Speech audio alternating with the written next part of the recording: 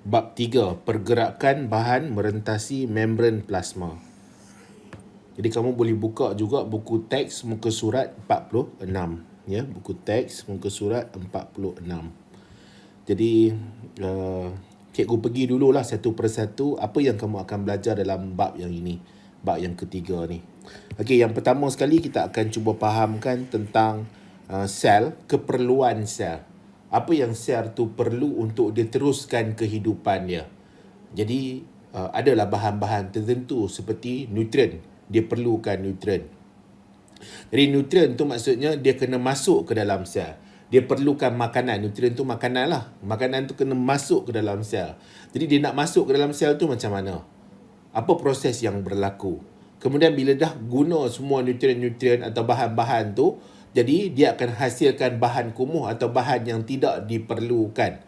Jadi bahan yang nak dibuang. Jadi bahan yang nak dibuang ni, dia berasal daripada dalam sel, dia akan keluar daripada sel. Jadi proses apa yang berlaku untuk dia keluar daripada sel tu? Okey? Jadi dia ada satu struktur penting. Satu struktur penting yang akan terlibat dalam mengawal atur bahan yang masuk dan keluar sel ni. Iaitu yang kita panggil sebagai membran plasma. Jadi membran plasma. Kamu nak sebut membran sel boleh tak? Boleh, tak ada masalah. Dia betul juga, membran sel betul juga. Cuma dia ada beza ya, membran plasma dengan membran sel ada beza. Tapi tak payah tahulah yang itu. Sebab dalam buku teks kamu ni dia guna semua perkataan membran plasma. Jadi tak apalah, kita guna je membran plasma. Okey, kemudian kita nak tengok kepada ciri bahan. Bahan tu dia nak masuk dan keluar mudah atau tidak itu dia lihat kepada ciri bahan tersebut. Jadi bahan-bahan tertentu dia punya pencirian dia tu akan menyebabkan dia mudah masuk ke dalam sel. Okay, sebagai contoh, bahan larut lipid ni dia mudah masuk ke dalam sel. Tapi bahan yang tidak larut lipid ni dia susah sedikit nak masuk ke dalam sel. Jadi dia punya proses tu kemungkinan agak complicated, agak rumit. Okay, agak rumit. Okey, kemudian cikgu akan terangkan tentang pengangkutan. Jadi proses yang berlaku tu adalah proses pengangkutan. Dan dia ada jenis-jenis pengangkutan yang terlibat. Dia ada pengangkutan pasif dan pengangkutan aktif. Dan untuk pengangkutan pasif ni pula terbahagi kepada 3. Resapan ringkas, osmosis dengan resapan berbantu. Dan cikgu akan cuba terangkanlah satu persatu untuk bahagian tu. Kemudian untuk pengangkutan aktif pula, dia ada contoh-contoh tertentu bagaimana proses pengangkutan aktif ni dia berlaku. Ya, dia adalah daripada nombor 1 sehinggalah nombor 6. Kemudian kita akan cuba fahamkan tentang larutan. Jenis-jenis larutan. Jadi larutan ni penting sebab apa? Dengan kita fahamkan jenis-jenis larutan ni, kita boleh kita boleh buat apa kita panggil? Kita boleh buat andaian, kita boleh buat ramalan apa yang akan berlaku kepada bahan tersebut. Sama ada dia akan kembali segar, dia mengecut, dia musnah ataupun tidak berlaku apa-apa. Jadi daripada larutan ni. Kemudian akhir sekali aplikasi dalam kehidupan seharian.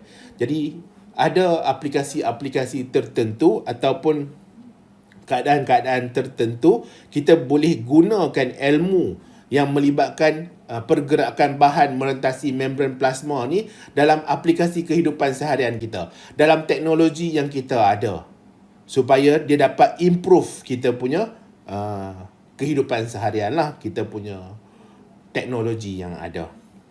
Okey, jadi itu adalah sedikit pengenalan tentang bab yang ketiga ni. Apa benda yang kamu akan cuba fahamkan melibatkan pergerakan bahan merentasi membran plasma.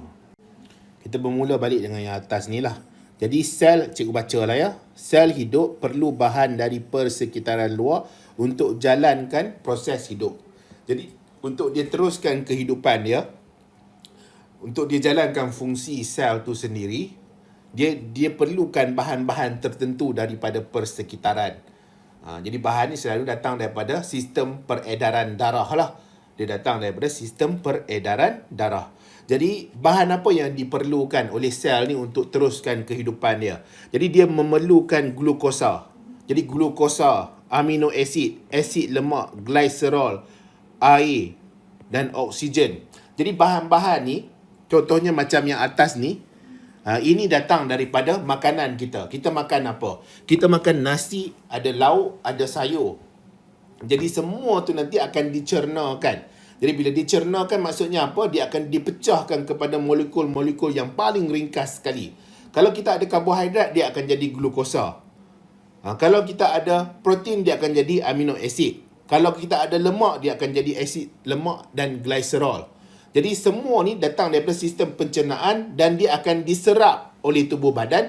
Akan masuk ke mana? Akan masuk ke salur darah. Dia akan bercampur jadi darah. Kemudian akan ada peredaran darah di dalam tubuh badan dan dia akan pergi ke sel-sel untuk dihantar ke sel-sel. Jadi sel-sel tu akan terimalah bahan-bahan ni. Tetapi sebelum dia terima bahan-bahan tu perlu merentasi dulu membran plasma. Dia perlu merentasi dulu membran plasma. Jadi dia ada kaedah pengangkutan tertentu bagaimana dia nak masuk. Sama ada dia akan masuk secara pengangkutan pasif ataupun dia akan masuk secara pengangkutan aktif. Ya. Jadi sel tu dia nak hidup, dia perlukan bahan-bahan ni. Jadi kalau tidak ada bahan-bahan ni, tidak dapat bahan-bahan ni, sel ni akan mati. Jadi bila sel mati, dia akan menyebabkan tisu rosak. Tisu bila rosak, organ tak dapat nak berfungsi. Organ bila tak dapat berfungsi, dia akan ganggu sistem yang ada di dalam badan. Jadi masalah lah, dia akan menyebabkan penyakit. Jadi air daripada kita punya minuman lah, kita minum. Bila kita minum, kebanyakan air diserap di usus. Okey, akan ada serapan air. Ya. Kemudian oksigen pula datang daripada sistem respirasi. Jadi di peparu kita tu nanti akan ada oksigen yang akan masuk ke dalam salur darah. Dia akan bergabung dengan hemoglobin, membentuk oksihemoglobin. Kemudian dia akan diangkut lah. Jadi dia akan sama juga masuk ke dalam sel. Jadi sebelum dia nak masuk tu, dia kena lalu dulu membran plasma. Jadi bahan-bahan ni penting. Selain daripada tu, sel juga dia akan hasilkan bahan buangan. Sel akan hasilkan bahan buangan. Jadi bahan buangan ni maksudnya apa? Bahan buangan. Bahan buangan tu maksudnya tubuh badan tak perlu. Sel tak perlu. Dia kena buang. Kalau tidak, dia akan ganggu. Dia akan ganggu apa yang ada di dalam sel tu. Dia akan ganggu fungsi sel tu. Macam kita lah. Kalau kita tak buang sampah yang ada dalam rumah, sampah tu dia akan membusuk.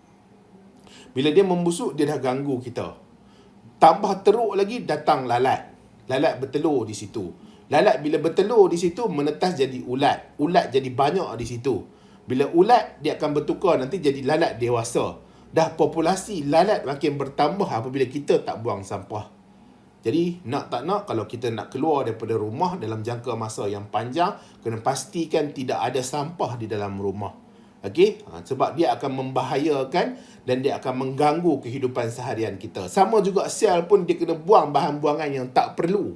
Dia akan mengganggu proses yang ada dalam sel tu. Sebagai contoh, karbon dioksida. Dia tak perlu, dia tak guna karbon dioksida, dia bukan tumbuhan. Okey, kalau tumbuhan tak apa. Tumbuhan tak apa kalau melibatkan sel yang menjalankan proses fotosintesis. Kalau sel tu tak jalankan proses fotosintesis, sama juga. Contohnya sel akar pokok, dia tak jalankan proses fotosintesis. Jadi dia kena buang juga karbon dioksida itu. Kemudian ada hormon. Jadi hormon ni akan dihasilkan oleh sel, dia perlu dihantar ke tempat lain. Sebagai contoh, dekat otak kita ada kelenjar pituitary. Kelenjar pituitary ni akan hasilkan hormon tumbesaran. Hormon tumbesaran ni akan dihantar pergi ke tulang. Tulang tu nak memanjang. Jadi dia kena keluar daripada sel dekat kelenjar pituitary ni. Dia tak boleh duduk berada dekat kelenjar pituitary. Kalau dia terus berada dekat kelenjar pituitary, macam mana dia nak pergi ke tulang? Jadi tulang tu tak boleh nak memanjang nanti, tak boleh nak meneruskan tumbesaran bagi manusia tu. Dah manusia tu jadi terbantut pula. Jadi dia perlu buang hormon tu, perlu keluar daripada sel. Dia kalau dia nak keluar daripada sel, dia kena lalu dulu membran plasma. Kemudian enzim. Jadi enzim pun sama juga. Sel tu perlu buang enzim tu supaya dia dapat masuk ke salur pencernaan. Sebagai contoh, kita ada enzim yang dihasilkan di pankreas. Jadi pankreas ni akan hasilkan enzim iaitu lipase amylase tripsin. Dia akan keluar daripada pankreas, sel-sel di pankreas. kemudian dia akan lalu, dia akan masuk ke dalam duodenum. Di duodenum tu nanti, di lumen duodenum tu nanti akan berlaku pencernaan.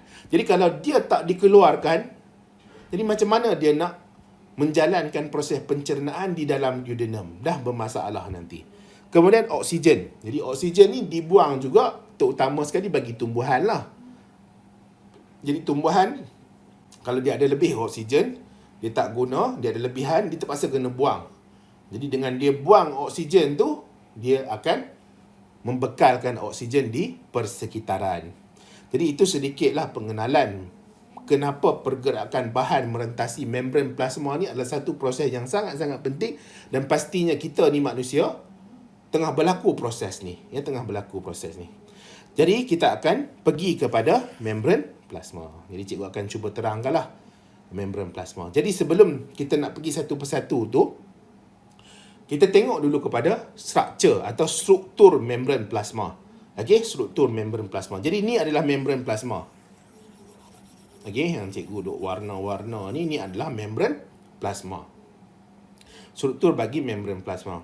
Jadi membran plasma kamu nampak ada seolah-olah macam 3 lapisan, 4 lapisan. Lapisan yang luar ni, kemudian lapisan yang kat sini 1, 2, lapisan sini 1, lapisan sini 1, lapisan dalam. Okey, 4 lapisan. Kita pergi dulu kepada kawasan yang luar ni. Jadi kawasan yang luar ni dia ada glycoprotein. Dia ada glycoprotein. Okey, kalau dia keluar daripada protein ni. Kemudian dia ada glycolipid. Kalau dia ada attachment, dia ada bersambung, dia ada connection dengan lipid, kepala lipid ni. Kemudian dia ada itulah, ini yang bahagian yang dekat luar ni, persekitaran luar ni, dia ada glycoprotein dengan glycolipid. Tu struktur dia. Kamu nampak ni ada protein ni. Okey, ni ada protein. Lepas tu ada butiran-butiran seperti rantai ni. Dia kita panggil sebagai glycoprotein. Kemudian butiran-butiran ni yang seperti rantai ni yang melekat pada pada lipid ni, kita panggil dia sebagai glycolipid. Itu yang bahagian luar ni. Kemudian bahagian yang tengah ni. Jadi bahagian yang tengah ni ada apa? Kita ada kepala. Kepala berkutub. Nampak kepala? Jadi kepala di sini kepala, di sini kepala. Yang bulat tu kepala. Ya. Kamu boleh lihat juga pada muka surat 46. Muka surat 46 buku teks. Kepala. Jadi kepala ni bersifat hidrofilik. Kepala bersifat hidrofilik. Hydro tu maksudnya apa? Hydro maksudnya air. Filik apa? Filik tu dia suka.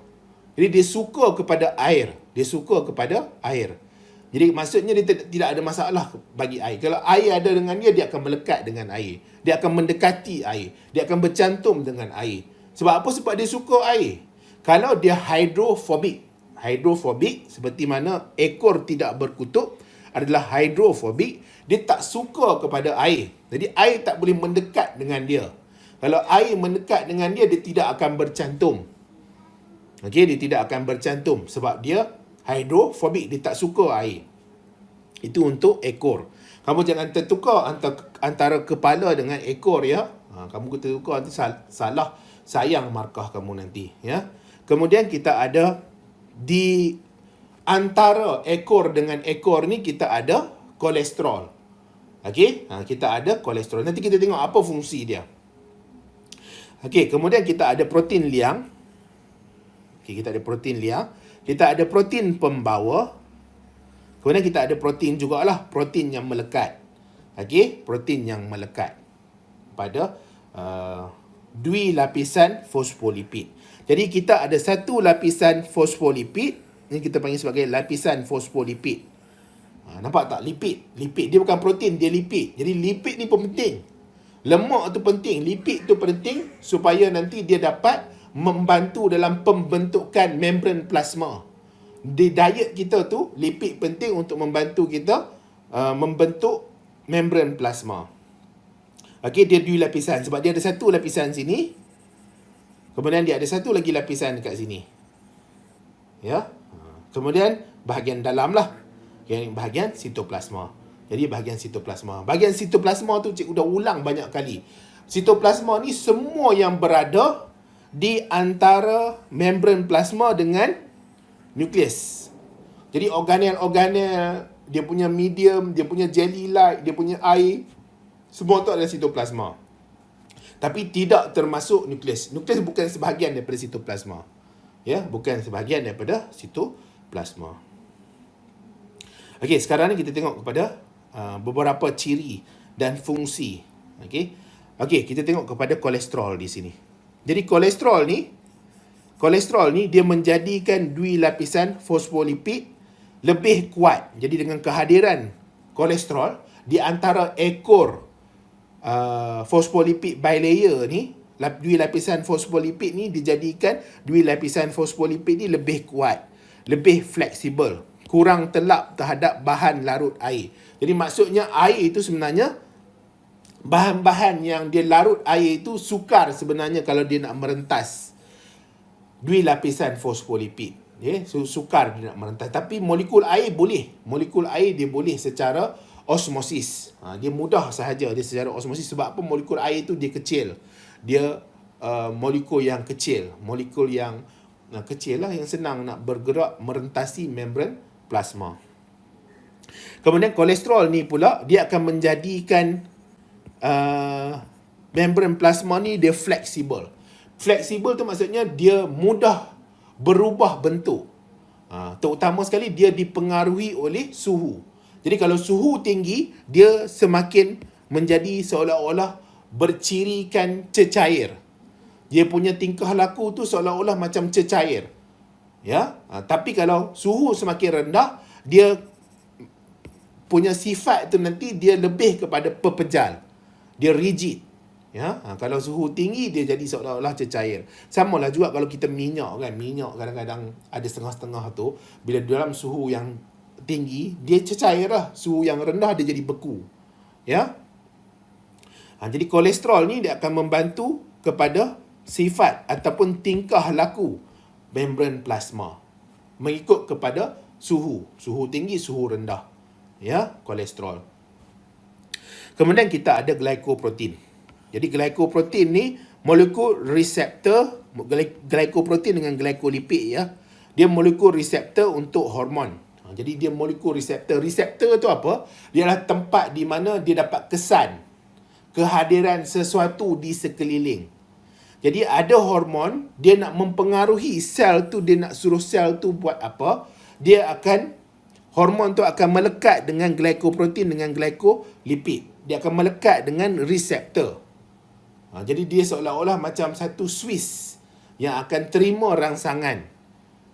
Okey, yang menyebabkan sel tu nanti akan bertindak balas.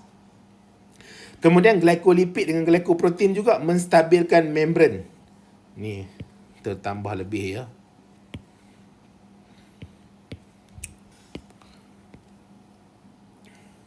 Okey, dia akan menstabilkan membran dengan bentuk ikatan hidrogen dengan air. Okey, jadi dia akan stabilkan membran. Kemudian dia akan jadi sebagai antigen pengencaman sel. Jadi sel-sel berdekatan dengan dia akan dicam lah oleh glycoprotein dengan glycolipid. Okey, kemudian di sini ada dui lapisan fosfolipid, protein, kolesterol tidak statik. Dia dinamik, dia fleksibel, menjadikan membran plasma bersifat bendalir.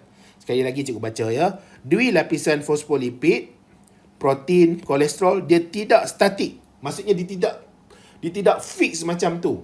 Dia tak rigid, dia tak bentuk dia macam tu saja, tak. Dia fleksibel, dia boleh berubah-ubah. Maksudnya apa? Protein pembawa ni, kamu tempat dia duduk kat sini, dia boleh berubah pergi duduk sebelah sana. Ataupun dia berubah daripada sini, dia duduk kat sebelah bawah. Ataupun yang kepala ni, kepala dengan ekor ni, dia nak berubah bentuk, dia pergi duduk kat sebelah sana. Kamu ingat tak lagi tentang ameba dan sel darah putih? Kan ameba dan sel darah putih, membran plasma dia tu, dia boleh membentuk tangan palsu, membentuk pseudopodium. Maksudnya apa? Maksudnya dia boleh mengalami pergerakan perubahan bentuk ikut kepada kesesuaian dia. Jadi sebab itulah dia bersifat bendalir.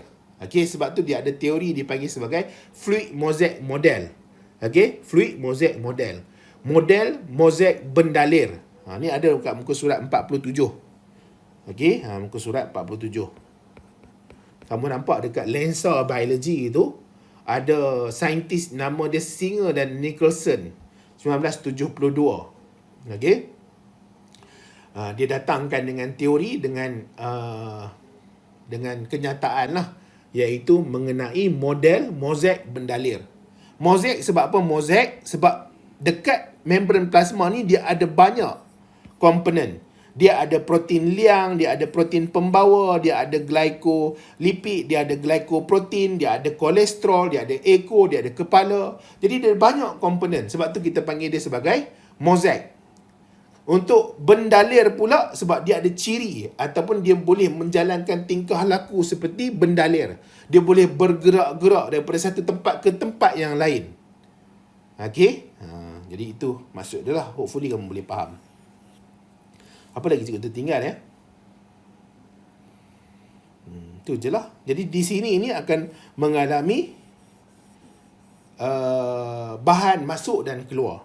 Jadi sama ada bahan akan merentasi membran plasma untuk masuk ke dalam sel, bahan akan merentasi membran plasma untuk keluar daripada sel, bahan akan menggunakan bantuan protein pembawa untuk keluar daripada sel, bahan akan gunakan protein pembawa, akan dibantu oleh protein pembawa untuk masuk ke dalam sel, ataupun bahan akan gunakan bantuan protein liang untuk masuk ke dalam sel, ataupun bahan akan menggunakan protein liang untuk keluar daripada sel.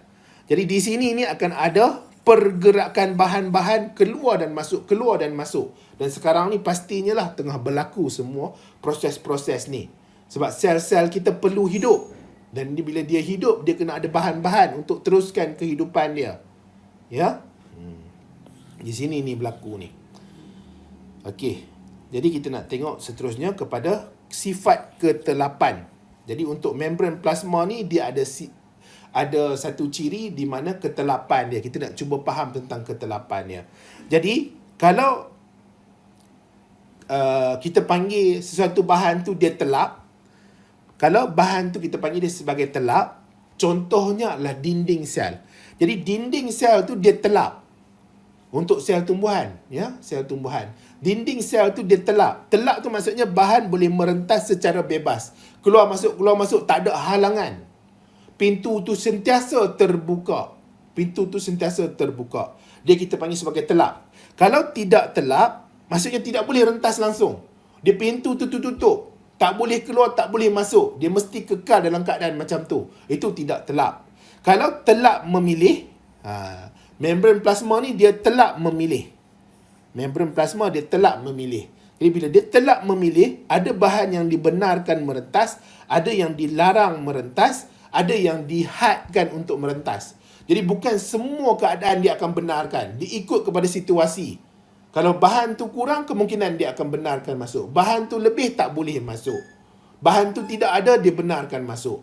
Atau bahan tu dia dalam ciri kepekatan yang berbeza, dia benarkan masuk.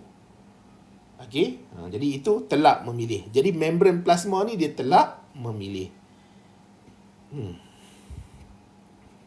Ya, hopefully boleh faham lah. Kalau kamu penat, kamu berhentilah kejap. Kamu tekan pause tu kan, pause tu, kemudian rehatlah kejap 5 minit ke 10 minit ke, nanti dengar balik sambung. Ya. Okey, jadi cikgu nak teruskan lah. Kita pergi kepada ciri bahan. Ciri bahan yang akan keluar dan masuk merentasi membran plasma.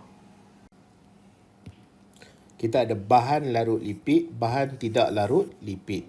Jadi larut lipid ni mudah saja sebenarnya. Bahan tu bila kita masukkan contohnya dalam lipid, dia akan melarut. Melarut tu maksudnya apa? Dia akan hilang bentuk dia. Dia akan jadi sebati dengan larutan tu. Jadi dia dah hilang lah. Macam contohnya kita ambil garam. Kita masuk dalam air, kita kacau garam tu dalam air. Jadi garam tu lama-lama dia akan hilang. Jadi masuk larut tu macam tu lah. Maksudnya kita campurkan dia. Jadi kalau yang jenis bahan larut lipid ni, dia kita masuk dalam larutan yang lipid. Jadi dia bila kita kacau dia, kita dissolve dia, kita larutkan dia, dia akan hilang. Dia akan jadi sebatian antara zat terlarut tu dengan pelarut. Zat terlarut dengan pelarut. Iaitu bahan larut lipid. Bahan tidak larut lipid pula, dia tak larut dalam lipid. Jadi kita campur dia dalam larutan lipid tu, dia takkan hilang. Dia akan tetap kekal macam tu. Jadi paling mudah sekali bahan larut lipid ni minyak lah. Jadi ada bahan yang bila kita masuk dalam minyak, kita kacau minyak tu, bahan tu akan hilang. Itu bahan larut lipid. Ada bahan tertentu, bila kita masuk dalam minyak, kita kacau dia, dia takkan melarut dalam minyak. Sebagai contoh air. Air bila kita masuk dalam minyak, kita kacau, dia tetap akan ada. Dia tidak akan bercampur dengan minyak tu. Ya, jadi itu maksud dia lah bahan larut lipid dan bahan tidak larut lipid. Dan kamu kena ingat bahan larut lipid ni dia molekul tidak berkutub. Contohnya kita ada asid lemak, glycerol, vitamin A, D, E, K, sebatan steroid. Yang ini selalunya dia resapan ringkas. Cara pengangkutan dia adalah menggunakan resapan ringkas. Dia mudah sahaja bergerak. Kalau kamu nampak dekat atas ni, dia mudah sahaja bergerak. Dia bergerak, dia akan merentas. Okey, dia bergerak, dia akan merentas. Merentas membran plasma. Dia akan merentas membran plasma. Sama ada dia nak keluar daripada sel atau dia nak masuk ke dalam sel. Dia mudah sahaja. Resapan ringkas. Dan dia bergerak secara resapan ringkas tu daripada kepekatan dia tinggi ke kepekatan dia rendah. Okey, daripada kepekatan dia tinggi ke kepekatan dia rendah. Jadi resapan ringkas. Kemudian untuk bahan tidak larut lipid ni dia agak susah sikit. Jadi dia kemungkinan dia boleh resapan ringkas, dia kemungkinan boleh osmosis, dia kemungkinan boleh resapan berbantu atau pengangkutan aktif. Untuk bahan tidak larut lipid ni. Jadi bahan tidak larut lipid ni terbahagi kepada dua. Kita ada molekul kecil dan ion. Okey, molekul kecil dan ion. Sebagai contoh kita ada molekul berkutub. Yang ni molekul berkutub ni dia adalah air. Molekul tidak berkutub oksigen dan karbon dioksida. Jadi yang ini dia selalunya resapan ringkas. Jadi osmosis ni dia osmosis lah. Air ni osmosis. Oksigen dengan karbon dioksida ni adalah resapan ringkas. Dia mudah sahaja pergerakan dia. Kemudian ada ion. Jadi ion-ion yang bercas ni dia sama ada dia resapan berbantu atau pengangkutan aktif. Okey, sama ada dia resapan berbantu atau pengangkutan aktif.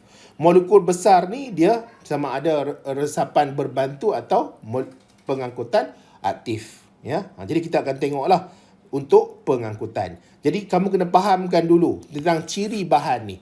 Sebab apa? Sebab apa bahan larut lipid ni dia resapan ringkas. Dia mudah saja nak bergerak merentasi membran plasma. Dia mudah saja nak bergerak merentasi membran plasma sebab membran plasma ni sebenarnya dia adalah lipid. Jadi lipid bila nak rentas lipid tak ada masalah. Dia satu geng. Dia satu kumpulan yang sama, satu jenis yang sama. Jadi bila dia nak merentas keluar atau masuk, merentasi membran plasma ni, kalau dia tu sendiri pencirian dia adalah lipid, dia boleh larut dengan lipid, jadi dia resapan ringkas. Resapan ringkas. Tetapi kalau dia bahan tidak larut lipid, dia tak larut lipid. Jadi tidak larut lipid ni dia agak complicated. Dia ikut kepada bahan tu. Bahan tu macam mana keadaan dia. Sama ada dia kecil, berion atau tidak, dia berkutub tidak berkutub ke, dia molekul besar ke molekul kecil ke. Jadi dia akan ada pencirian dia tu yang membolehkan dia untuk diangkut keluar dan masuk sel. Ya, jadi itu ciri bahan lah. Cikgu, hopefully kamu boleh faham. Cikgu pun tak tahulah ya. Kadang-kadang mengajar online ni kan, kamu tengok video ni, cikgu tak tahu reaksi muka kamu macam mana. Kalau dapat lihat reaksi muka kamu, tahulah kamu faham ke tidak faham. Kalau faham tu, mungkinlah ada anggukan kan. Kalau tidak faham tu, mungkin berkerut je muka. Masam saja kan, atau mengantuk saja. Okey, jadi ciri bahan. Jadi bahan ni terbahagi pada dua ciri. Bahan larut lipid, tidak larut lipid. Untuk apa? Untuk kita faham pergerakan bahan tu merentasi membran plasma. Ya, pergerakan bahan tu merentasi membran plasma. Kemudian barulah kita nak masuk kepada pengangkutan. Jadi pengangkutan ni ada dua, pengangkutan pasif dan pengangkutan aktif. Dan cikgu akan terangkan dulu tentang pengangkutan pasif. Pengangkutan pasif ni kita ada resapan ringkas, kita ada osmosis, resapan berbantu. Kita pergi dulu kepada resapan ringkas. Jadi antara ciri utama dalam pengangkutan pasif ni, dia tidak memerlukan tenaga, tidak memerlukan ATP, adenosine triphosphate, dia tak perlu.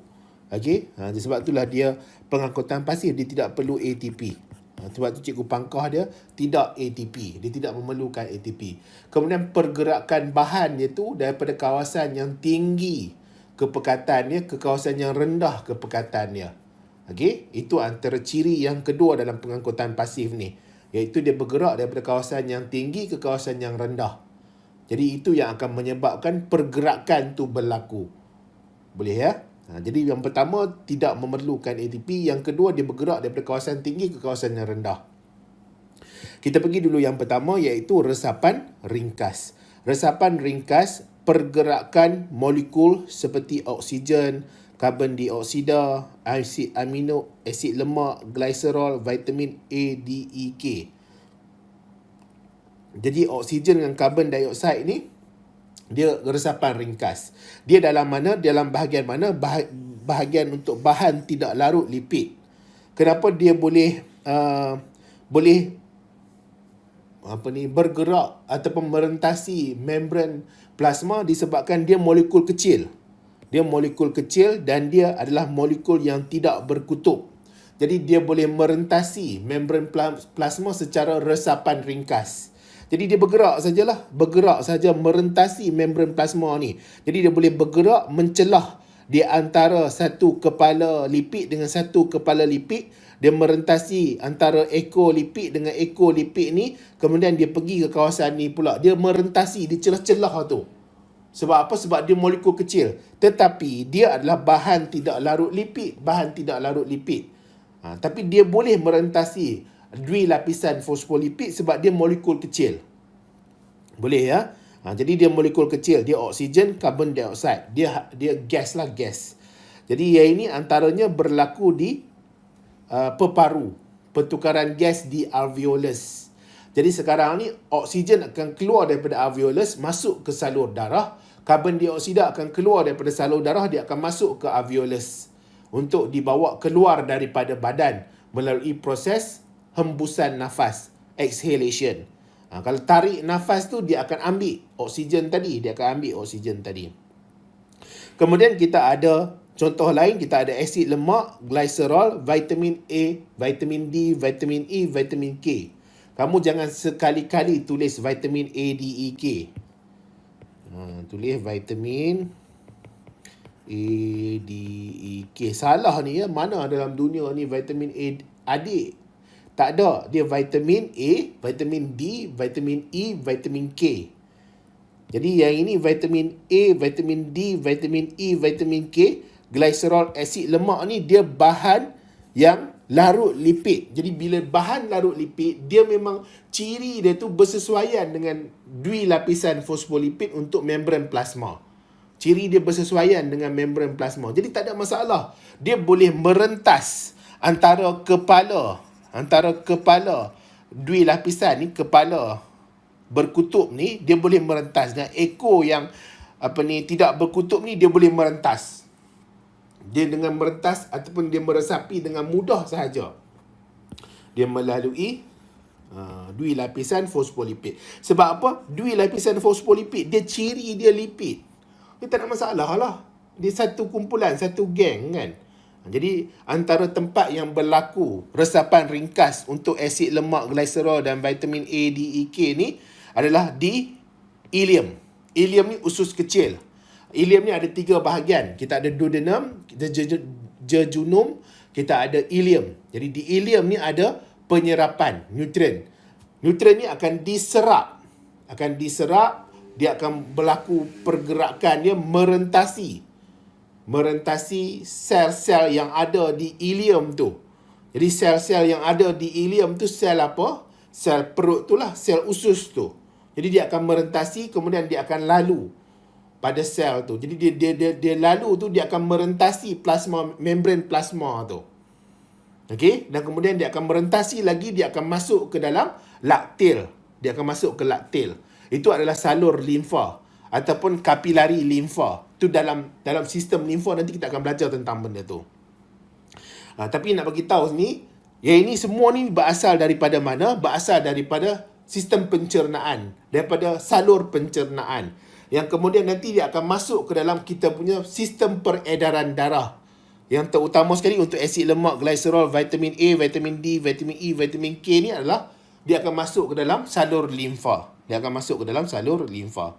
Kemudian ada juga ion-ion yang bergerak secara resapan ringkas. Okey, ada ion yang bergerak secara resapan ringkas.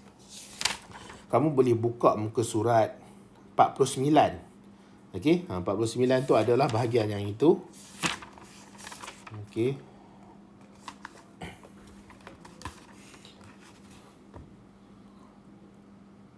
Muka surat 49 ada, muka surat 53 pun ada. Ya, muka surat 53 untuk resapan ringkas ni. Jadi resapan ringkas ni, bahan tu akan bergerak daripada kawasan berkepekatan tinggi ke kawasan yang berkepekatan rendah. Itu ciri yang awal tadi cikgu bagi tahu tadi, dia bergerak daripada kawasan tinggi ke kawasan yang rendah. Itu memang dia salah satu ciri utama dia. Yang pertama, dia mesti dia tidak memerlukan ATP. Yang kedua, dia bergerak daripada kawasan tinggi ke kawasan rendah. Sebab dia tidak memerlukan tenaga. Tenaga tak terlibat di sini. Jadi dia bergerak daripada kawasan tinggi ke kawasan rendah. Kemudian pergerakan dia tu akan sampai satu tahap dia seimbang. Dekat luar tu ada 5, dekat dalam ada 5. Dia seimbang. Kalau dekat luar ada 7, dekat dalam ada 4, dia akan ada pergerakan lagi. Daripada 7 tadi tu, akan satu bergerak sehinggalah dia equilibrium atau dia seimbang. Dia sama dia punya kuantiti dia. Ya, dia seimbang. Kemudian pergerakan dia sehingga capai keseimbangan dinamik. Dinamik itu apa maksud dia? Dinamik ini dia bermaksud dia ada keberangkalian untuk dia tinggi, ada keberangkalian untuk dia rendah. Dia bukan dia fix keadaan dia setiap masa macam tu, tak. Dia ada masa dia akan tinggi, masa dia rendah. Kemudian pergerakan merentas dui lapisan fosfolipid. Jadi dia merentas dui lapisan fosfolipid ni. Dia tak guna bantuan protein-protein yang ada. Dia merentas terus dui lapisan fosfolipid ni. Sama ada dia keluar atau dia masuk. Ya, sama ada dia keluar atau dia masuk. Itu untuk resapan ringkas. Jadi ada dalam buku surat 53 tu. Jadi kamu boleh baca lah kalau kamu berminat nak baca. Ataupun kalau berminat nak dapatkan nota cikgu ni, bolehlah mesej cikgu ya. Cikgu bagilah nombor sini. 011 33 83 7470. Ya, boleh mesej. Tak beli tak apa, jangan risau. Kamu ni kadang takut kan nak tanya, jangan risaulah. Okey, kemudian kita ada osmosis. Jadi osmosis ni dia melibatkan pergerakan air. Tolonglah ingat, kamu kena set dekat dalam minda kamu, dekat dalam otak kamu tu, dalam kefahaman kamu, dalam diri kamu, bila sebut tentang osmosis, dia mesti berkait dengan air. Dia mesti melibatkan pergerakan air. Ya, melibatkan pergerakan air sahaja. Jadi dia bergerak daripada kawasan keupayaan air tinggi. Keupayaan air tinggi. Untuk dalam buku teks kamu ni, dia tak sebut kepekatan air. Dia sebut keupayaan air. Jadi maksudnya kalau keupayaan air tinggi, maksudnya air tinggi kat situ. Air banyak dekat situ. Okey, dia tak sebut kepekatan air tinggi, tak. Dia sebut keupayaan. Kalau keupayaan air rendah, maksudnya air kurang kat situ. Jadi pergerakan ni macam mana? Dia pergerakannya daripada kawasan keupayaan air tinggi, dia akan bergerak ke kawasan keupayaan air rendah. Ya, dia bergerak daripada kawasan keupayaan air tinggi ke kawasan keupayaan air rendah. Jadi pergerakan dia tu sehinggalah dia mencapai keseimbangan lah. Maksudnya di luar dan di dalam tu dia sama level. Ya, sama level. Antara tempat yang berlaku penyerapan semula air ni adalah di buah pinggang ataupun di buah pinggang, di renal. Okey, di renal. Renal tu buah pinggang lah, kidney. Jadi osmosis boleh ya. Jadi osmosis ni berlaku di mana? Dia berlaku melalui, dia merentas dui lapisan fosfolipid juga. Dia merentas dui lapisan fosfolipid ni juga. Okey, dia merentas dwilapisan fosfolipid. Walaupun dia adalah bahan tidak larut lipid, dia air, bahan tidak larut lipid, tapi dia secara seolah-olah macam resapan ringkas.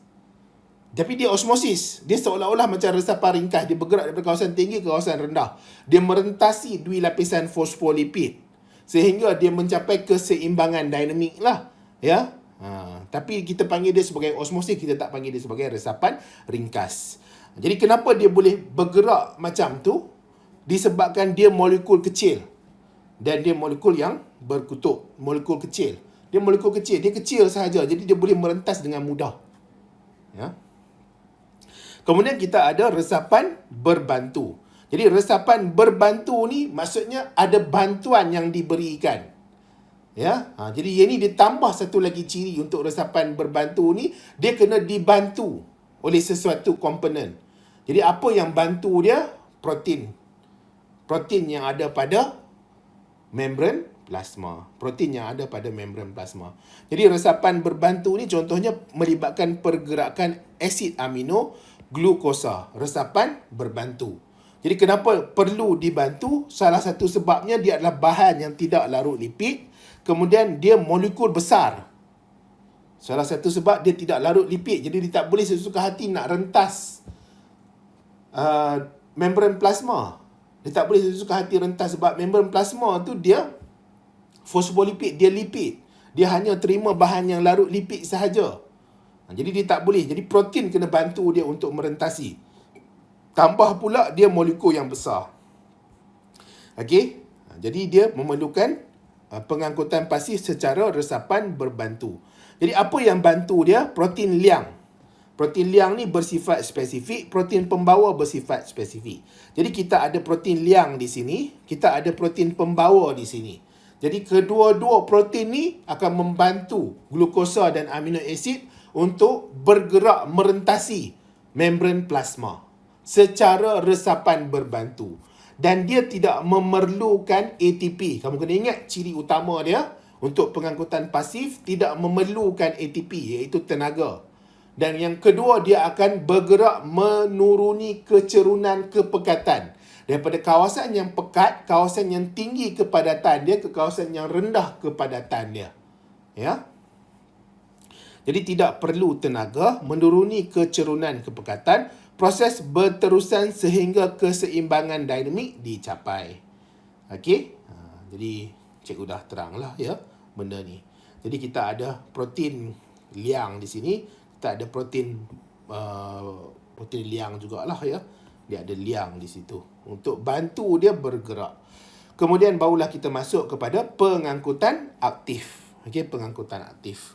Jadi cikgu baca dululah apa yang ada tu sebelum cikgu masuk kepada proses yang betul-betul berlaku dalam pengangkutan aktif. Jadi kamu juga boleh buka muka surat 54. Okey, muka surat 54. Jadi muka surat 54 ni ada penerangan dia tentang pengangkutan aktif. Jadi pengangkutan aktif molekul ion rentas membran plasma menentang kecerunan kepekatan. Jadi dia akan menentang kecerunan kepekatan. Jadi dia berbeza tadi dengan pengangkutan pasif. Pengangkutan pasif tu dia bergerak daripada kawasan tinggi ke kawasan yang rendah.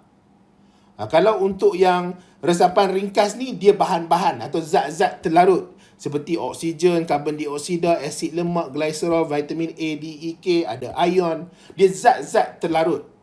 Dia bergerak daripada kawasan dia tinggi ke kawasan dia rendah. Kalau untuk osmosis, yang bergerak tu air.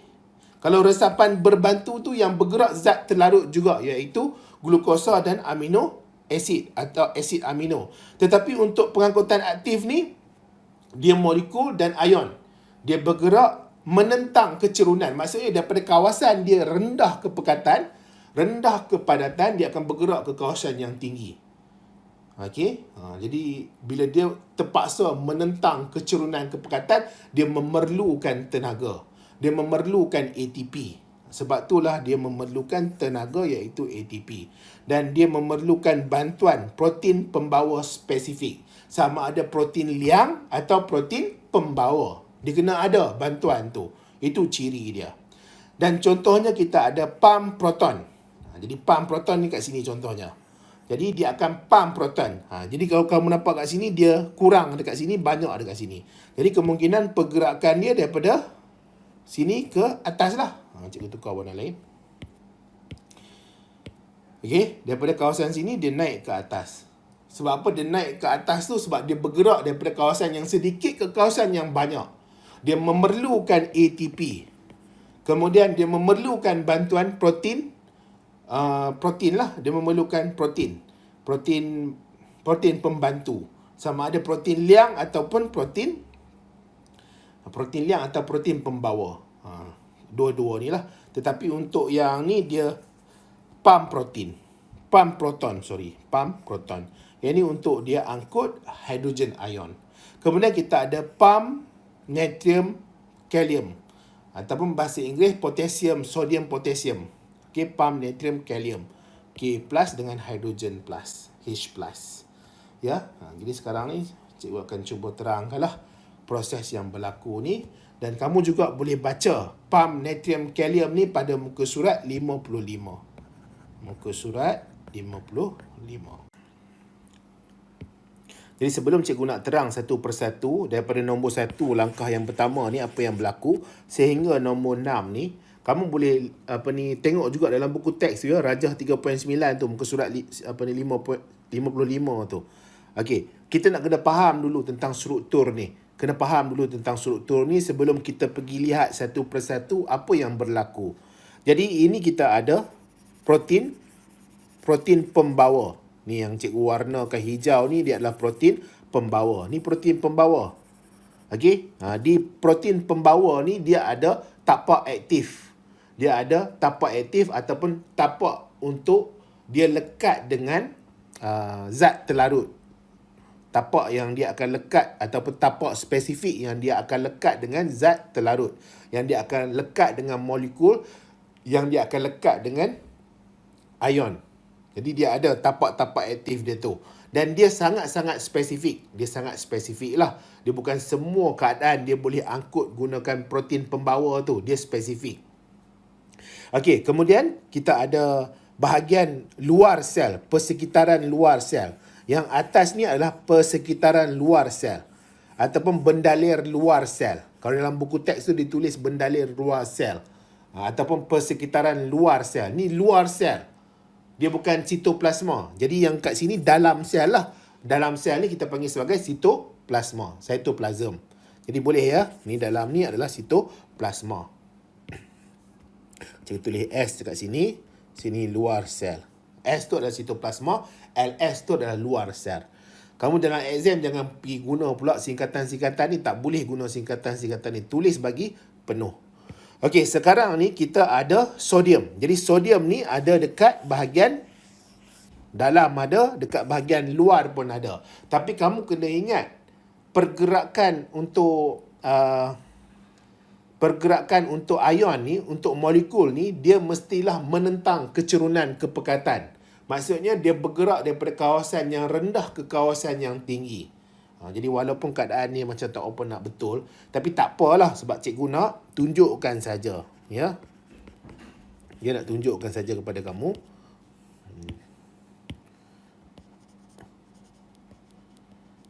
Okey. Jadi sekarang ni kita ada sodium. Jadi sodium ni akan buat apa? Sodium ni yang daripada dalam sel ni, dia akan pergi dan dia akan melekat kepada tapak spesifik dia. Okey, dia sebenarnya di dalam sel, tapi dia akan pergi daripada dalam sel ni, dia akan melekat pada tapak spesifik dia. Dia akan pergi dan dia akan melekat pada tapak spesifik dia. Okey, yang ada pada protein pembawa. Dia akan pergi dan dia akan melekat. Okey, ataupun dalam buku teks tu ditulis 3 sodium ion ni, 3 natrium ion ni akan gabung dengan protein pembawa. Mana datang sodium ion ni? Dia berasal daripada sitoplasma. Memang dia ada dekat sitoplasma. Dia bukan ada dekat tempat-tempat lain. Jadi dia akan bergerak dan dia akan masuk ke dalam protein pembawa. Dia akan bergabung dengan protein pembawa pada tapak spesifik dia. Pada tapak aktif dia tu lah. Pada tapak spesifik dia. Kalau dalam buku teks dia guna tapak spesifik. Jadi tak apalah. Dia akan bergabung. Jadi dia bergabung. Jadi kita pergi pada nombor 2. Jadi nombor 2 ni, pastinya lah dia ada dah sodium ion ni ya. Cikgu letak je lah. Ya, sodium ion ni dah ada. Okey, sekarang ni dia akan ada ATP, molekul ATP. Molekul ATP akan terurai ke ADP dan fosfat. Jadi ada ATP dekat sini. Cikgu besarkan. Cikgu guna warna merah lah. Ya. Jadi kita ada ATP. ATP ni dia akan pecah. Bila dia pecah, dia akan jadi satu molekul fosfat dan dia akan jadi ADP. Dia akan jadi ADP. Jadi kamu kena ingat ATP itu apa?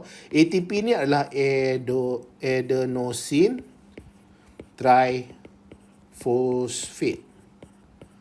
Jadi maksudnya dia ada satu molekul adenosine, kemudian dia ada bergabung dengan 3 molekul fosfat. 3 molekul fosfat. Sebab tu kita panggil dia trifosfat. Jadi yang ini adalah adenosine, kemudian dia ada 3 molekul fosfat. 3 molekul fosfat.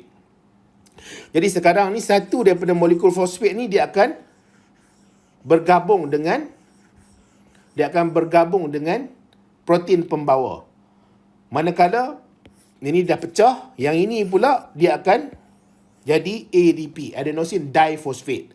Dia ada 2 fosfat saja. Ni adenosine ada 2 fosfat sahaja. Ya. Jadi ATP terurai kepada ADP dan fosfat. Fosfat terikat kepada protein pembawa. Ni fosfat ni terikat kepada protein pembawa. Jadi bila ada ikatan fosfat, jadi cikgu kena masukkan dulu kat sini ni.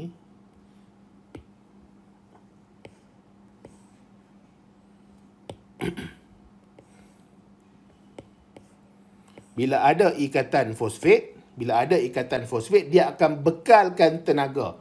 Bila ada ikatan fosfat, dia akan bekalkan tenaga kepada protein pembawa. Dia akan bekalkan tenaga kepada protein pembawa ni, menyebabkan protein pembawa ni dia ubah bentuk. Jadi bila dia ubah bentuk, bukaan dia tu sekarang ni dia tak buka dekat bahagian sitoplasma. Dia terbuka dekat bahagian luar sel. Dekat persekitaran luar sel. Nampak tak dia punya bukaan ni? Kalau dekat sini, dia bukaan sini.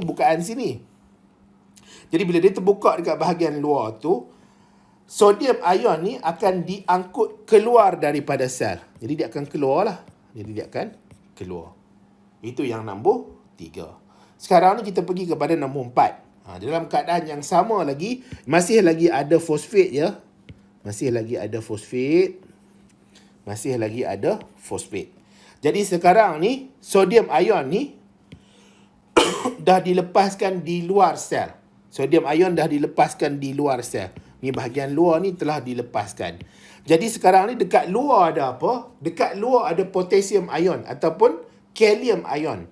Jadi yang dekat luar ni akan pergi dan bercantum dekat 2 tapak spesifik pada protein pembawa. Dia akan melekat pada tapak dia. Jadi dia tak boleh pergi melekat dekat tapak untuk sodium. Tak boleh, tak ngam. Dia tak sesuai. Dia takkan boleh melekat pada tapak sodium. Dia kena melekat pada tapak dia yang ada pada protein pembawa. Okey. Jadi 2 potassium ion ni akan gabung dengan protein pembawa. Jadi waktu yang sama, fosfat ni akan tinggalkan protein pembawa. Maksudnya dia akan lepaskan protein pembawa. Dia tidak ada ikatan lagi dengan protein pembawa fosfat ni. Jadi bila fosfat hilang, kamu nampak tak? Berlaku penukaran. Dia akan ubah bentuk dia kembali kepada yang awal tadi. Bukaan dia sekarang ni adalah ke dalam sel. Bukaan dia akan dibuka dekat sitoplasma. Jadi bila dia buka dekat sitoplasma, sodium ni akan diangkut ke dalam sel. Jadi itu yang berlaku. Jadi cikgu ulang sekali lagi. Okey, nombor 1. Kamu kena tahu sitoplasma dekat mana, luar sel dekat mana. Okey?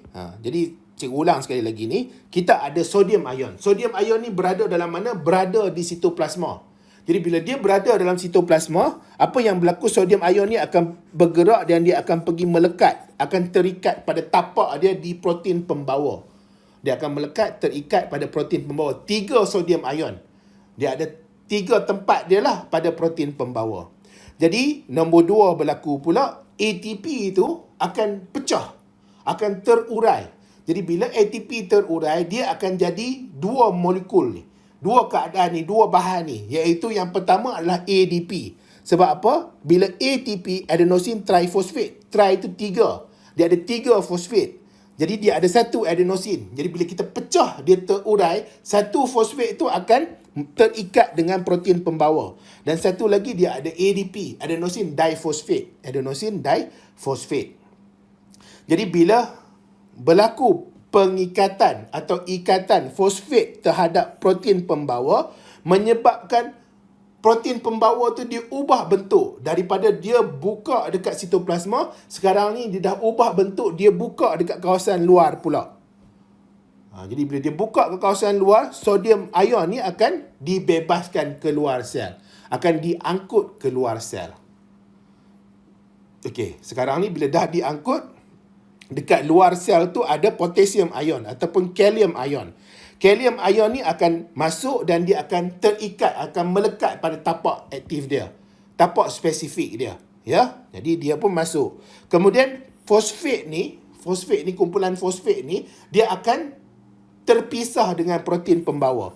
Jadi bila dia terpisah dengan protein pembawa ni akan ubah sekali lagi bentuk dia kepada bentuk asal dia, dan dia akan terbuka dekat di dalam sel, terbuka dekat sitoplasma. Jadi bila dia terbuka dekat sitoplasma, dia akan keluarkan, dia akan angkut potasium tu untuk masuk ke dalam sel. Jadi itulah yang berlaku untuk proses pump natrium dengan kalium. Pump natrium kalium. Jadi sekarang ni sodium tadi tu, natrium tadi tu diangkut keluar. Potasium tu, kalium tadi tu diangkut masuk.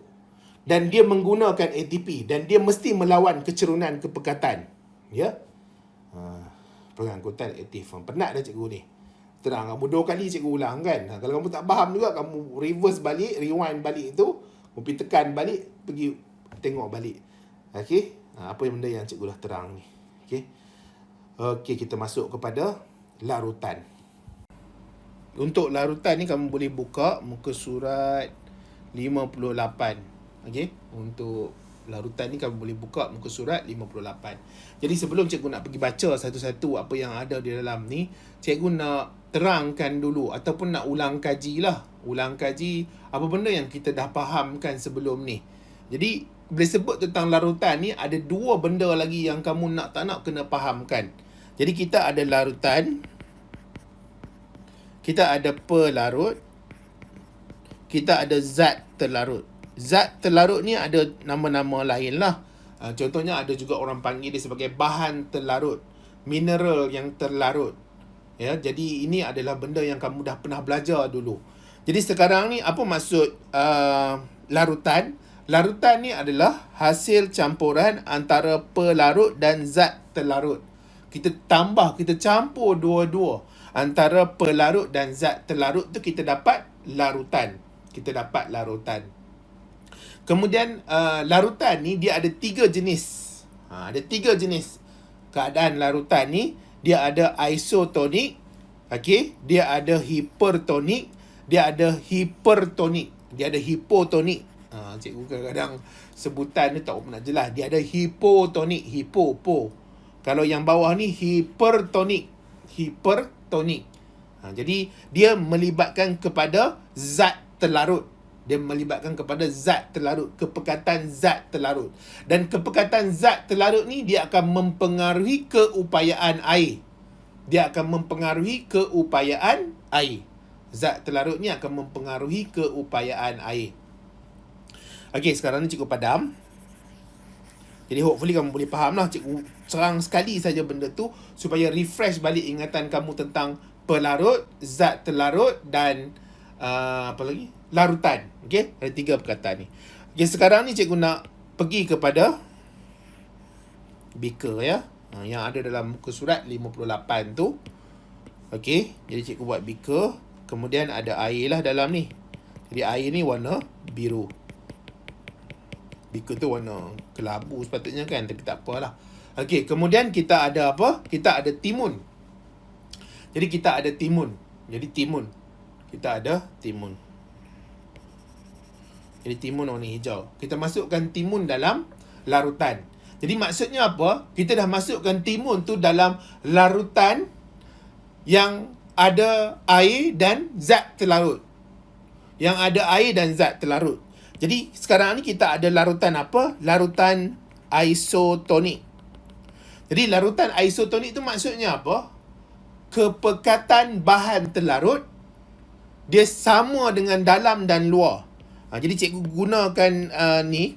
Yang ni dalam, dekat luar tu luar lah. Dalam dan luar. Jadi kita ada dalam dekat sini, kita ada luar. Untuk isotonik, bahan terlarut. Jadi bahan terlarut. Di bahan terlarut, BL, bahan larut. BT lah, BT. BT bahan terlarut atau zat terlarut, dia sama dengan yang kat luar. BT luar sama. Dalam dan luar dia sama. Dia tak ada beza. Dia punya kuantiti tu sama. Sama juga keupayaan air. KA ni keupayaan air. Dalam dan luar adalah sama. Keupayaan air dalam dan luar dia sama untuk larutan isotonik. Jadi sekarang ni kita nak cerita tentang larutan isotonik. Dalam dan luar dia sama. Dalam dan luar dia sama. Ya. Itu yang pertama, isotonik. Boleh faham tak ni ya? Hopefully kamu boleh faham lah. Okay, yang kedua kita nak pergi kepada ni, hipotonik. Jadi hipotonik. Jadi hipotonik kita ada dalam D ni dalam D. Kemudian kita ada luar. Okey, sekarang ni kita nak pergi kepada bahan terlarut. Cikgu tukar warna lah, nanti pening kamu kan. Bahan terlarut. Jadi bahan terlarut di dalam. Bahan terlarut di dalam kurang. Bahan terlarut di dalam lebih berbanding dengan luar. Jadi luar ni bahan terlarut dia kurang. Okey? Bahan terlarut dia kurang. Kemudian keupayaan air. Keupayaan air dekat luar dia lebih tinggi. Keupayaan air dekat luar dia lebih tinggi. Keupayaan air dekat luar dia lebih tinggi. Ni istilah ni kamu hopefully kamu boleh faham lah ya. Yang ni ada belajar dalam matematik ada ya. Okey, sekarang ni kita pergi kepada apa? Kepada hipertonik. Hipertonik. Warna biru. Hipertonik. Kamu beli buku cikgu ni, kamu boleh conteng-conteng lah. Tak ada masalah kan. Jadi kita ada dalam dan luar. Kita ada dalam, kita ada luar. Jadi dekat dalam, kita ada bahan terlarut, BT. Bahan terlarut. Jadi bahan terlarut, dia rendah berbanding dengan luar. Kemudian keupayaan air dekat dalam, dia lebih tinggi berbanding keupayaan air dekat luar. Jadi itu adalah hipertonik. Jadi sekarang ni cikgu nak highlightkan dekat luar ni. Sebab kita cerita tentang larutan. Jadi larutan ni adalah benda yang dekat luar. Benda yang dekat luar. Larutan adalah benda yang dekat luar. Jadi kita nak cerita tentang kat luar ni. Okey? Kat luar ni. Jadi untuk isotonik. Okey, untuk isotonik, larutan dia, bahan terlarut dia sama dengan yang dekat dalam. Untuk larutan isotonik ni, dia sama dia punya bahan terlarut antara larutan isotonik dengan dalam sel ni. Dalam timun tu. Ya, dia sama.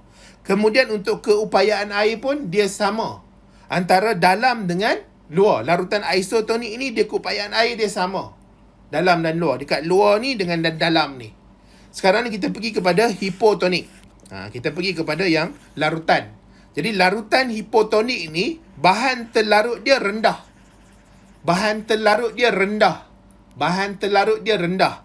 Jadi keupayaan air dia tinggi. Untuk hipotonik, keupayaan air dia tinggi. Ya. Jadi kemudian untuk larutan hipertonik pula, larutan dia, bahan terlarut dia tinggi. Okay, bahan terlarut, zat terlarut garam dia tu tinggi. Dan keupayaan air dia rendah lah. Jadi ini adalah 3 jenis untuk larutan ni. Jadi sekarang ni kita cuba baca. Kita nak fahamkan tentang pergerakan air. Jadi cikgu buat terus ya. Pergerakan air macam mana? Kamu kena ingat pergerakan air daripada kawasan keupayaan air tinggi ke kawasan keupayaan air rendah. Ya. Dia bergerak daripada kawasan keupayaan air tinggi ke kawasan keupayaan air rendah. Okey. Warna apa ya? Warna merah lah. Okey, jadi kita pergi pada isotonik dulu. Nampak tak air sama? Jadi dia akan ada keluar dan masuk pada kadar yang sama. Jadi tidak akan mengalami perubahan kepada timun tadi, tidak akan mengalami perubahan. Timun takkan mengalami perubahan. Ya, dia sama.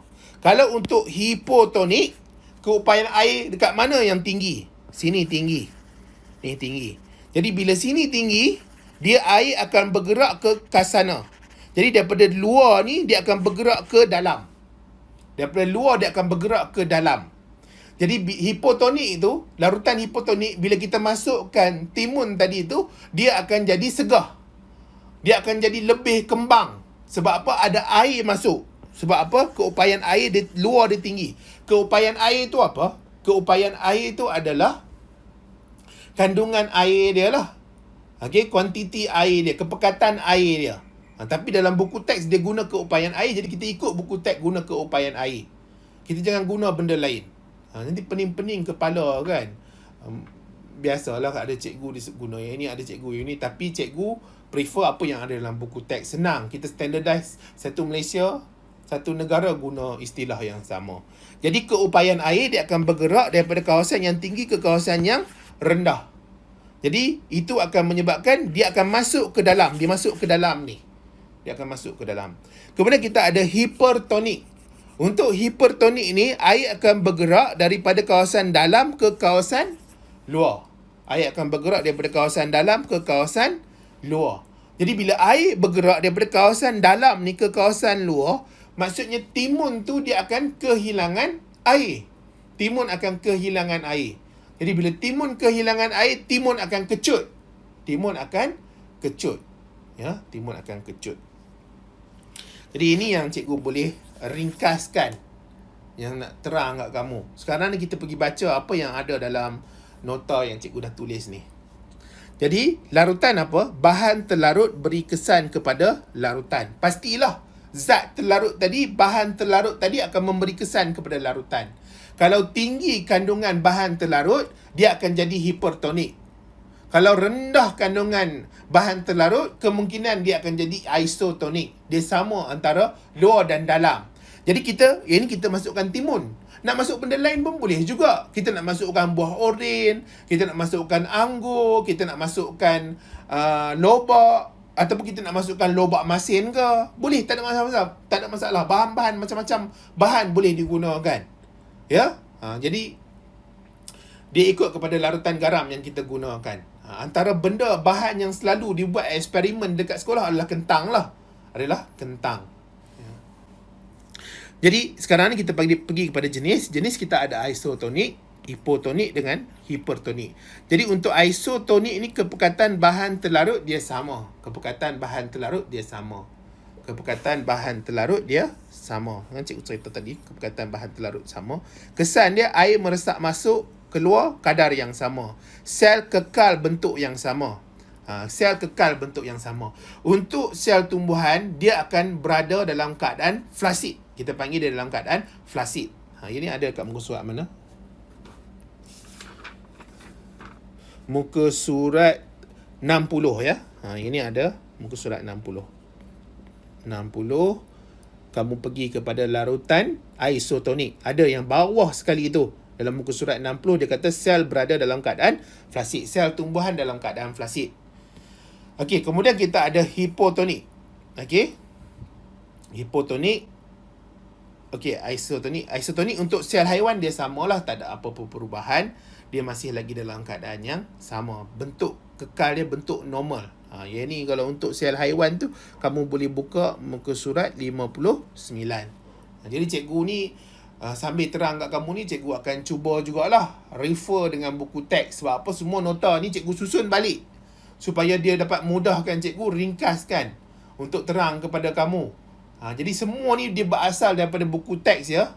Nota ni semua berasal daripada buku teks. Tak ada lah saya ingat cikgu tambah sendiri. Yang kalau cikgu nak tambah pun, cikgu tambah berdasarkan penerangan cikgu ni. Okey. Kemudian kita pergi kepada hipotonik. Hipotonik, kepekatan bahan terlarut rendah. Kepekatan bahan terlarut dia rendah. Kepekatan bahan terlarut dia rendah. Ya. Jadi kepekatan bahan terlarut dia rendah untuk larutan. Larutan ni yang kat mana? Yang kat luar ni lah. Yang luar ni larutan. Yang dalam-dalam lah. Jadi maksudnya kepekatan bahan terlarut adalah rendah pada larutan. Kamu jangan duk ingat benda lain. Kamu bila ingat benda lain, nanti kamu akan keliru. Yang mana satu? Tak nak ingat benda lain. Ingat dia merujuk kepada larutan. Dia merujuk kepada larutan. Okey, kesan dia apa? Air akan meresap ke dalam sel. Air akan bergerak daripada luar ke dalam.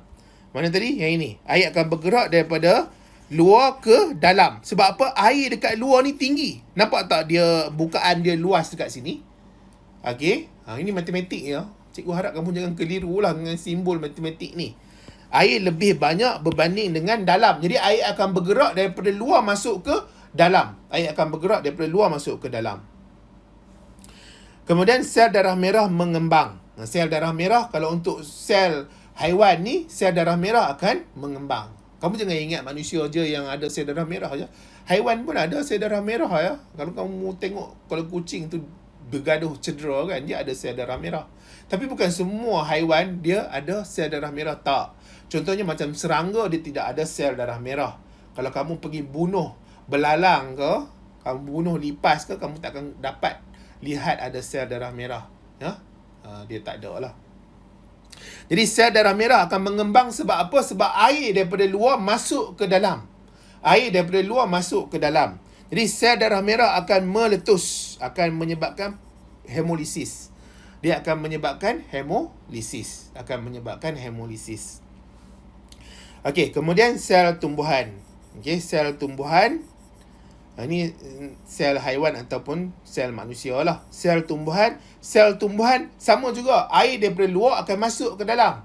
Jadi bila air daripada luar masuk ke dalam, sel tumbuhan tu akan ada ekstra air. Dia akan ada lebih air. Jadi sel tumbuhan tu akan segah. Dan dia tidak akan meletus kerana dinding sel tegar dan kuat. Dinding sel tu dia tegar dan kuat.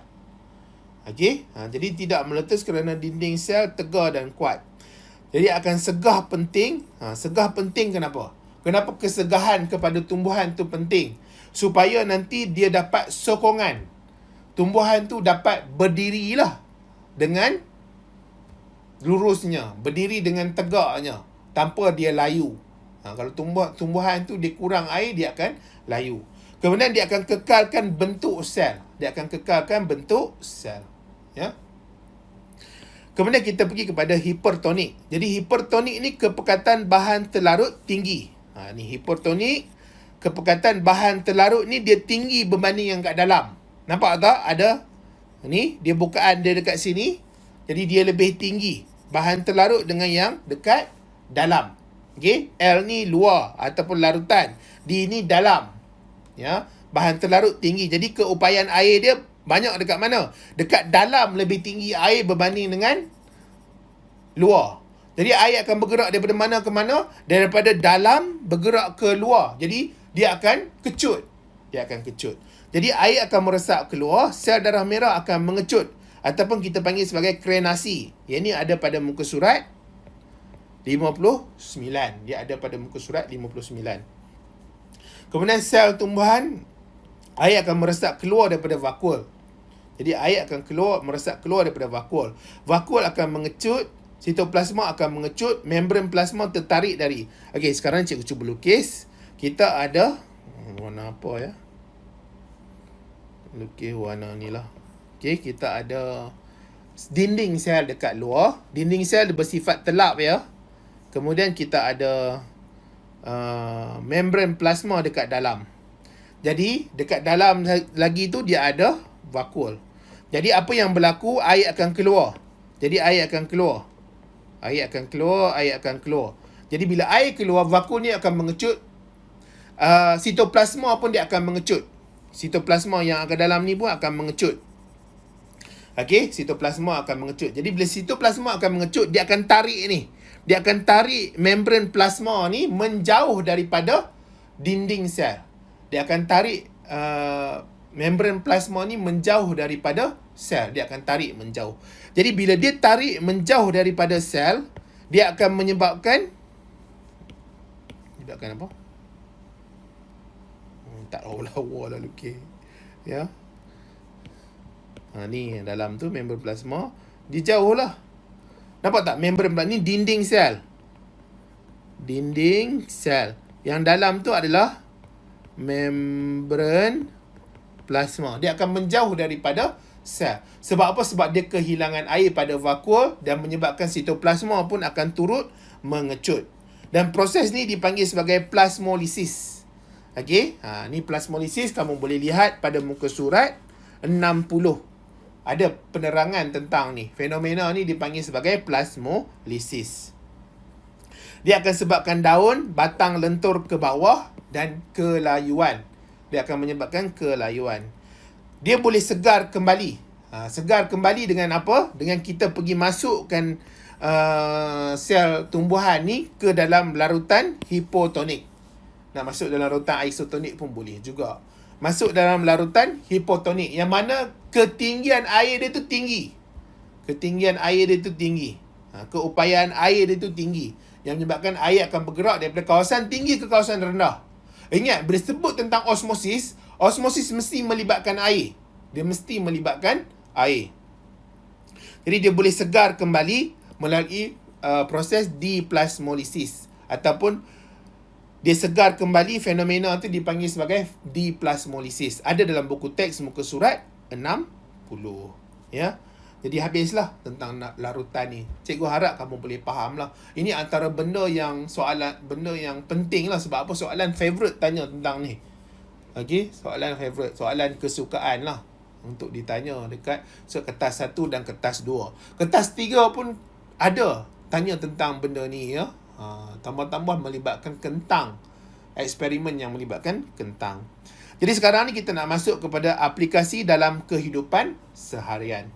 Kamu boleh buka muka surat 65 ya. Muka surat 65 ada aplikasi dalam kehidupan seharian. Jadi untuk aplikasi dalam kehidupan seharian ni, kita ada tumbuhan layu. Dia ada tumbuhan yang dia layu. Apa akan jadi untuk tumbuhan layu tu ya? Apa akan jadi untuk tumbuhan layu tu? Kenapa tumbuhan tu boleh layu? Layu ni maksudnya apa? Dia kehilangan air lah. Maksudnya dia kehilangan air.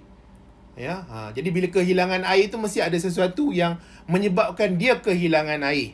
Kemudian ada melibatkan minuman penghidratan semula. Okey, minuman penghidratan semula. Kita ada larutan salin. Kita ada minuman isotonik. Kita ada liposom. Kita ada osmosis berbalik. Yang ini kamu boleh lihat pada muka surat 65 dan muka surat 66. Buku teks ya. Muka surat 65 dan muka surat 66. Muka surat 65, muka surat 66. Okey, yang pertama sekali kita pergi kepada tumbuhan layu. Jadi tumbuhan layu ni dia disebabkan oleh hari panas. Jadi bila hari panas, dia akan lebih banyak kehilangan air. Sebab apa? Sebab berlaku proses dipanggil sebagai transpirasi. Berlaku proses dipanggil sebagai transpirasi. Transpirasi ni proses yang berlaku untuk tumbuhan sahaja. Dia tak berlaku dekat tempat-tempat lain. Dia berlaku untuk tumbuhan sahaja transpirasi. Jadi kamu tak boleh sebut transpirasi ni berlaku dekat meja ke, kat kerusi ke. Tak boleh. Transpirasi ni hanya berlaku pada tumbuhan sahaja. Dan paling banyak sekali proses kehilangan air ni adalah pada daun. Dia banyak berlaku pada daun. Kemudian kita ada penggunaan baja. Penggunaan baja yang berlebihan juga boleh menyebabkan kehilangan air pada tumbuhan. Kenapa? Kenapa boleh berlaku kehilangan air pada tumbuhan apabila kita guna baja yang berlebihan? Disebabkan tanah tu dia akan jadi hipertonik. tanah tu dia akan jadi hipotonik. Nampak tak? Tadi kita sebut tentang larutan. Larutan ni hasil campuran air dengan zat terlarut, bahan terlarut. Tapi untuk yang ini pula, baja ni dia bercampur dengan tanah, menyebabkan tanah tu jadi hipertonik. Jadi bila tanah tu jadi hipertonik, tanah tu, air yang dalam akar tu akan keluar daripada akar. Air yang dalam akar tu akan keluar daripada akar, dia akan bercampur dengan tanah. Jadi sekarang ni bila air keluar daripada akar, menyebabkan tumbuhan tu hilang air. Tumbuhan hilang air. Jadi bila tumbuhan hilang air, pastinya tumbuhan tu akan layu. Ya, tumbuhan akan layu. Jadi antara tips, antara cara macam mana kita nak tumbuhan tu segah balik, kalau kita terlebih bubuh baja, antaranya kita siramlah air berlebihan. Jadi bila kita siram air berlebihan, tumbuhan tu akan segah kembali. Kemudian adalah minuman penghidratan semula. Yang ni kamu boleh buka buku teks muka surat 66. Ya, buku teks muka surat 66. Jadi contohnya kita ada garam penghidratan oral. Jadi garam penghidratan oral ni apabila tubuh badan kita ni dia hilang air. Bila tubuh badan kita ni hilang air, macam mana boleh hilang air? Antaranya adalah kalau kita terkena keracunan makanan. Jadi bila kita terkena keracunan makanan, macam mana kita boleh terkena keracunan makanan ni? Apabila kita pegang sesuatu yang kotor. Kadang-kadang tikus ni, dia boleh berjalan, dia boleh bergerak, kemudian dia lalulah pada kawasan-kawasan yang tak sepatutnya, dia kencing dekat situ. Jadi bila dia kencing dekat situ, kita pula pegang dekat kawasan yang dia kencing tu, kemudian kita pegang pula makanan. Jadi bila kita pegang pula makanan, kita masukkan makanan dalam mulut kita, kita makan. Jadi maksudnya ada toksin yang akan masuk ke dalam tubuh badan kita. Jadi bila toksin tu masuk dalam tubuh badan kita, ia akan menyebabkan keracunan makanan. Dan tubuh badan sebenarnya dia ada satu sistem yang mana dia akan cuba sedaya mampu untuk buang secepat mungkin toksin-toksin ni. Jadi dia buat apa? Dia akan berlaku cirit-birit. Cirit-birit tu adalah satu proses semula jadi tubuh badan untuk buang secepat mungkin toksin-toksin ni. Cuma kadang-kadang tikus ni, dia bahaya sebab apa? Sebab dia bukan sekadar toksin yang ada. Dia ada juga dipanggil sebagai patogen yang boleh menyebabkan penyakit yang agak teruk. Okey, yang ni selalu kita dengar kencing tikus. Leptospirosis, leptospirosis. Jadi bahayalah, bahaya, sangat-sangat bahaya. Yang ini boleh menyebabkan kematian. Sebab tu kalau kita nak makan, pastikan kita basuh tangan dulu. Kita jangan sesuka hati je nak makan, kena basuh tangan kalau boleh dengan sabun, supaya nanti tangan kita tu bersih, kita sentuh makanan tu. Jadi bila kita berlaku cirit-birit, kita akan hilang banyak air. Jadi bila hilang banyak air, dia akan ganggu kita punya air ataupun sistem yang ada dalam badan. Jadi kalau kita nak kembalikan air, elektrolit yang hilang tu, kita boleh minum minuman penghidratan semula. Kemudian kita ada larutan salin. Larutan salin ni selalunya digunakan dalam perubatan. Dia adalah larutan isotonik. Larutan isotonik, dia akan kembalikan kesegahan kepada air itulah. Jadi ini selalunya kalau kita pergi dekat hospital tu, doktor akan cucuk masukkan larutan ni dalam salur darah kita supaya dia kembalikan air garam-garam yang hilang dalam saluran darah kita. Ya, saluran darah kita. Okey, kita ada 0.85 hingga 0.9 gram natrium klorida per 100 ml. Per 100 ml. Maksud per 100 ml tu maksudnya apa? Dalam 100 ml, kan 100 ml, kecil je lah, dalam 100 ml tu ada lebih kurang 0.85 hingga 0.9 gram natrium klorida ataupun sodium chloride, kalau bahasa Inggeris kita panggil sodium chloride. Okey, kemudian kita ada minuman isotonik. Minuman isotonik diminum oleh atlet. Jadi atlet-atlet minum, dia akan gantikan bendalir serta elektrolit yang hilang melalui peluh. Elektrolit ni dia selalunya dia berkait dengan garam lah. Jadi garam ni diperlukan oleh tubuh badan untuk banyak proses-proses fisiologi. Okey, proses-proses fisiologi. Untuk pengangkutan aktif, untuk proses osmosis, untuk proses pergerakan masuk bahan-bahan ke dalam sel, dan banyak lagi. Ya, jadi dia perlu ganti balik elektrolit. Sebab apa? Peluh yang keluar tu, dia bukan keluar air saja, dia keluar garam sekali. Sebab tu kalau kamu pernah terasa peluh tu rasa agak masin. Sebab apa? Sebab yang keluar tu bersama dengan garam. Jadi garam dah hilang dalam tubuh badan kita. Jadi perlu diganti balik dengan minuman isotonik ni. Ya, minuman isotonik. Kemudian ada dipanggil sebagai liposom. Jadi liposom ni adalah vesicle yang mengandungi larutan aqueous dikelilingi oleh membran dwi-lapisan fosfolipid. Jadi dia ni vesicle, dia mengandungi larutan aqueous. Jadi vesicle yang mengandungi larutan aqueous, kemudian dia ada membran dwi-lapisan fosfolipid. Jadi liposom ni digunakan untuk apa? Untuk dia menyimpan ubat. Dia untuk menyimpan ubat. Sebab apa dia nak menyimpan ubat? Supaya nanti dia tak dimusnahkan apabila dia bertindak balas dengan jus jester. Jus jester ni dia sangat-sangat berasid.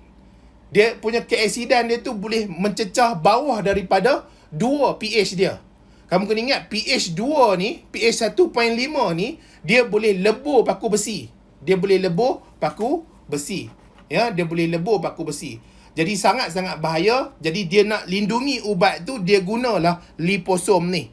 Dia adalah vesicle yang mengandungi larutan aqueous dikelilingi oleh membran dwi-lapisan fosfolipid. Kemudian kita ada aplikasi yang seterusnya, yang terakhir dalam kehidupan seharian kita, yang melibatkan membran plasma lah. Membran plasma ataupun pergerakan bahan merentas membran plasma, iaitu proses osmosis berbalik. Ni selalunya kita dengar kataan RO, reverse osmosis. Okey, reverse osmosis. Jadi reverse osmosis ni adalah teknologi penyah garaman air laut ke air tawar. Maksudnya apa? Kita akan buang garam yang ada pada air laut tu. Okey, supaya nanti garam tu dah hilang, air tu boleh digunakan. Air tu boleh digunakan. Air tu boleh diminum lah. Air tu boleh diminum. Okey. Jadi air garam tu dia akan ditekan melalui membran telak memilih. Jadi maksudnya dia ada satu proses penapisan di mana air yang bergerak tu hanya air sahaja, hanya H2O sahaja. Garam dia tak bergerak. Okay, garam dia tak bergerak, air sahaja yang bergerak. Jadi garam, benda asing, mikroorganisma akan ditapis. Ini akan menghasilkan air tulen. Jadi ni reverse osmosis ataupun osmosis berbalik. Jadi cikgu dah habis dah terangkan bab yang ketiga ni, iaitu melibatkan pergerakan bahan merentasi membran plasma. Dah habis saya. Yang melibatkan bab ketiga ni, pergerakan bahan merentasi membran plasma. Jadi kalau kamu berminat nak dapatkan buku yang cikgu ataupun nota yang cikgu gunakan ni, kamu boleh mesej cikgu lah 011-3383-7470. Ya. Jadi hopefully dapat mudahkan kamu lah. Sambil-sambil kamu dengar cikgu ni, boleh buat rujukan. Kalau kamu tak beli pun tak apa, kamu boleh baca juga dalam buku teks. Sama saja ya. Dia cikgu ambil keluarkan nota-nota ni daripada buku teks. Nanti untuk bab yang keempat, kita akan cuba fahamkan tentang komposisi kimia dalam sel. Jadi ini melibatkan benda-benda kimia, bahan-bahan kimia yang membentuk sel tu. Jadi bab yang kedua kita belajar tentang sel. Bab yang ketiga kita belajar tentang membran plasma. Bab yang ketiga kita tengok kepada komposisi kimia dalam sel. Yang ada dalam sel tu, yang membentuk sel tu. Komposisi kimia. Okey, cikgu doakan kamu boleh faham. Kemudian dapat membantu kamu lah untuk jawab ujian bulanan ataupun untuk SPM nanti.